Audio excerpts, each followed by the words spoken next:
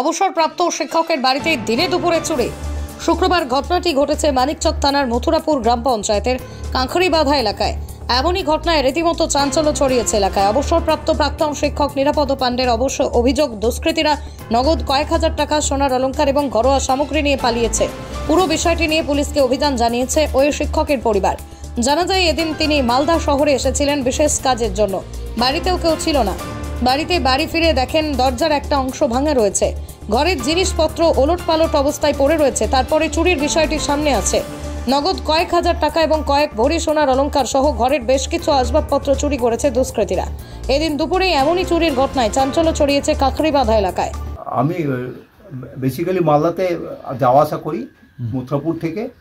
মথুরাপুর কাঁকড়িবাঁধা অঞ্চলে আমার বাড়ি, ঠিক এর মন্দিরের আগে, জগন্নাথ মন্দিরের আগে। ছেলে মেয়ে আমার মালদাতেই থাকে, ফ্যামিলিও ওখানেই থাকে পড়ালেখার কারণেই।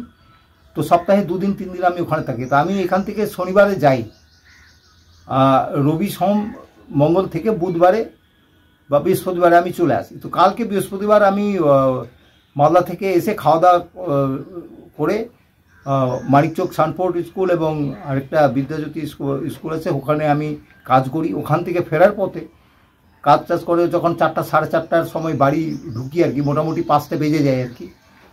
তো এসে দেখি যে আমার দরজা লক লাগানোই আছে মেইন ডোরের, কিন্তু খুলে দেখি যে ভেতর থেকে আটকানো আছে। তখন গ্রামের আমার পাশের প্রতিবেশীকে একটা ছেলেকে ডেকে ওকে আমি ভেতরে ঢুকাই এবং ওটা খোলার পরে ও চলে গেল। তারপরে আমি এসে দেখি যে আমার মেন ঘরের যেটাতে আমি তালা বন্ধ করি আর কি, সেটা দেখি যে ভাঙার কারণে আমার একটু সন্দেহ হলো যে কী ব্যাপার, আমি কি চাবি বন্ধ করিনি।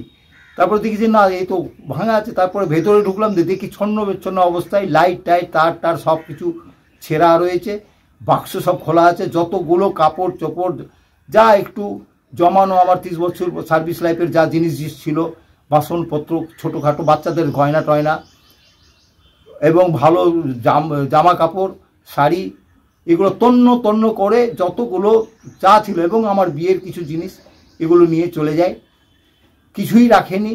এবং মেন ঘরে আমি যখন যে ঘরে শোই সেখানে গিয়ে দেখি যে ওখানেকার বেডের মধ্যে ও কিছু জিনিস সরানো ছিটানো ছিল। আমার অতটা আর মন টন খারাপ হয়ে গেল। ইমিডিয়েট আমি ঘাবড়ে গেলাম, আমি কি করব। পাশের কয়েকজন যে প্রতিবেশী রয়েছে, কারণ আমার ফ্যামিলিতে যারা আছে তারা কর্মরত, সবাই বাইরে থাকে, তারা কাজ ছেড়ে দৌড়ে আসবে এটাও আবার সম্ভব না।